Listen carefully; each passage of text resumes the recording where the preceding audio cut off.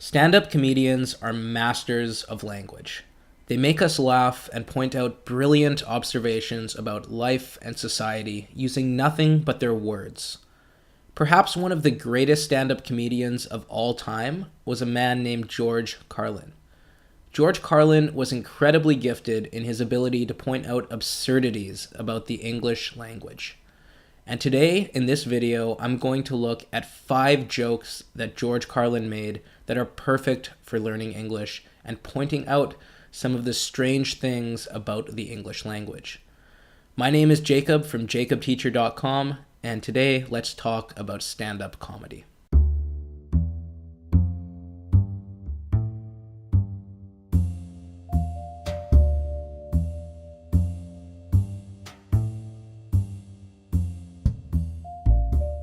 Okay, so just a warning, one of these jokes some of you may find a little offensive. I don't know if you will. I'm an English teacher and I want to teach you real English that is used in real life. And of course, in real life, sometimes language is upsetting to hear. It's not always going to make us feel really great. So just a warning. Also, George Carlin in particular, just a little bit of a side note, he was known as a comedian who pushed boundaries. He shocked a lot of people with his language and with his jokes, and he made a lot of people upset with his language. So you have been warned. If you are someone who is easily offended, maybe this video isn't perfect for you. Let's dive into the jokes and take a look. Joke number 1. It's called the American Dream because you have to be asleep to believe it. The reason they call it the American Dream is because you have to be asleep to believe it. So what is the American Dream? You hear the American Dream talked about a lot in American culture and American news. It's the idea that every American should have an equal opportunity to succeed if they work really, really hard. And what George Carlin is doing in this joke is he's criticizing the idea of the American dream. He, throughout his career, was very critical of government, especially the United States government, but also just government in general. A dream is, of course, it's something that we have when we are asleep. When we go to sleep, we have dreams. But it's also something that we want to happen in the future. All of us have dreams in our lives. When I was young, my dream was to be a rock star. It never happened, unfortunately. But that's okay. I enjoy teaching English and talking to all of you as well. So Carlin is saying then that the American dream, which is something that people want to happen in their lives, many people, they go to America and they have this dream of working really, really hard and succeeding and making a lot of money. And they believe that in America everyone has an equal opportunity to do that. And that is the idea that George Carlin is criticizing here. He's saying that the reason they call it a dream is because you must be asleep to believe it. And of course, when we are asleep and when we are dreaming, those dreams aren't reality. They are just dreams. We're sleeping. We're not awake. We're not grounded in reality. So he's saying you kind of have to be off in another world, not in this world, to believe that the American dream is possible. Number 2, this is more of a philosophy really that was very true for Carlin and is also very true for other stand-up comedians. George Carlin famously said, "I think it's the duty of the comedian to find out where the line is drawn and cross it deliberately."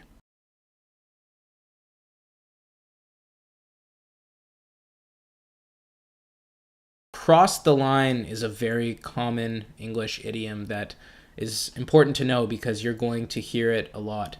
And what it basically means is in society, we have what is acceptable over here, and then we have what is unacceptable over here.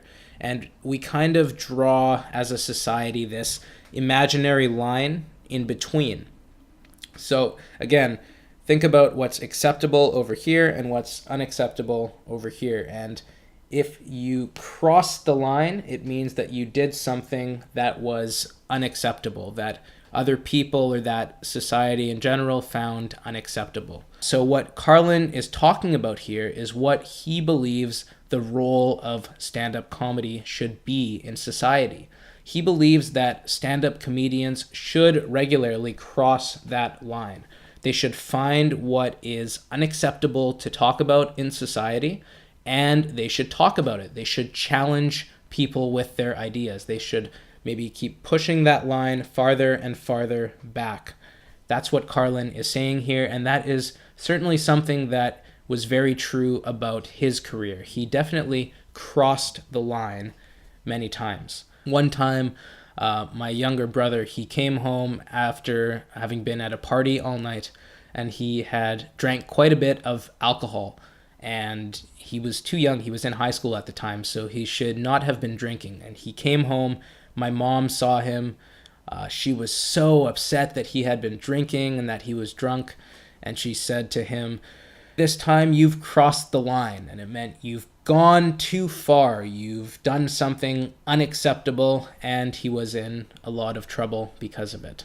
Joke number 3. I never fucked a 10, but one night I fucked 5 twos. I never fucked a 10, but one night I fucked 5 twos. Sometimes when we are talking with close friends, and I will stress the word close friends, we rate other people in terms of how attractive they are. So we use a scale between 1 and 10. And someone who is a 10 on this scale is someone who is perfect in terms of physical beauty. They are incredibly gorgeous, beautiful, stunning. You want to look at them all day, maybe. And on the other end of the scale, we have a 1. So someone who is a 1 would be someone who is considered very physically unattractive. It's mainly men when they're in small groups together who use this rating scale, but women also use it too. It is kind of common. You will hear it if you're studying English and watching dramas and TV shows. You'll probably hear it used quite a bit, so it's important to know. And what is George Carlin talking about in this joke then? Well, he's saying, I never fucked a 10, but one night I fucked 5 twos. If you don't know the English word fuck, it's a swear word, of course. It has many different meanings actually in English, and one of them is to vulgarly say that you slept with someone, that you had sex with someone. So it's used as a verb here.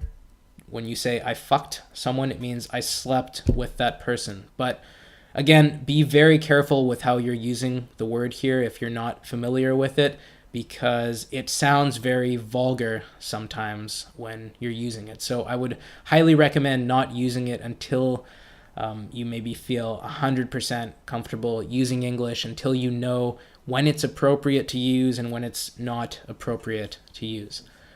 But George Carlin here, he's saying, I never fucked a 10, which means I never slept with someone who I consider perfectly attractive, someone who I consider a 10 out of 10 on the scale. But I have slept with 5 twos. I have slept with 5 other people who I consider to be a 2 out of 10 on the attractiveness scale. So it's basically a math joke. He's making us laugh with math and language here. Number 4. If you try to fail and succeed, which have you done? One more time. If you try to fail and succeed, which have you done? This is a great example of what we call a paradox in English. And a paradox is something that contradicts itself but also seems to be true. They're really fun and confusing to think about. So let's take a look at the one that Carlin is giving us here. So George Carlin, he says, if you try to fail, if you want to fail, and you succeed, have you failed or have you succeeded? It's really confusing to think about, but let's imagine an example where person A, they want to fail a test, let's say. So they try really, really, really hard to fail this test, and they succeed. They fail the test. Well, did they fail or did they succeed? Another famous example of a paradox is the following statement. This statement is false. Again, think about it. This statement is false. Well, if the statement is false, if it is true that it is false, then is it false or is it true? If the statement is false, if that's actually false, then it is true and that statement's not false. And you see, you go back and forth, and it's very confusing and often hurts the mind to think about. And the last joke on this list. How is it possible to have a civil war? Again, how is it possible to have a civil war? So what is the joke here? Well, Carlin is playing with the two different meanings of the word civil. So in one sense, we talk about civil wars. A civil war is a war that is fought between citizens of the same country. For example, in the 19th century, America had a civil war. It was fought between citizens from the northern states of America and the southern states, and they fought together in a civil war. At the same time, a second meaning of the word civil, to be civil means to be polite, to be agreeable, to be courteous, which is definitely not something that we associate with war. Wars are, of course, very brutal, they're violent, they're deadly. They are not polite, kind, courteous, nice. They are not civil.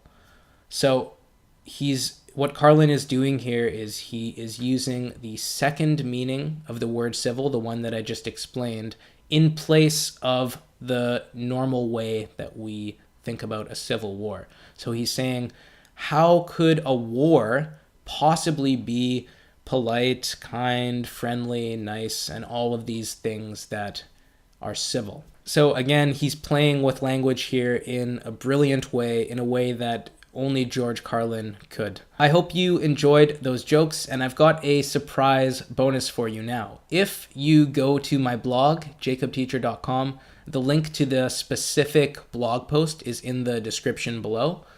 If you go to my blog, you'll find another 5 George Carlin jokes from which you can learn English language lessons.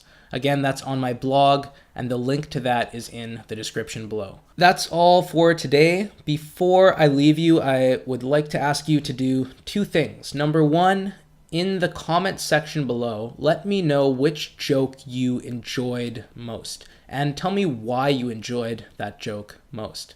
Number 2, if you enjoyed this video, if you like the videos that I'm making, hit the subscribe button, hit the like button, and if you know someone else who could benefit from these videos, maybe someone that you're studying English with, share this video with them. That's all for today. That's all I can think of. I hope you have a wonderful day or morning or evening. My name is Jacob from jacobteacher.com, and I will see you later.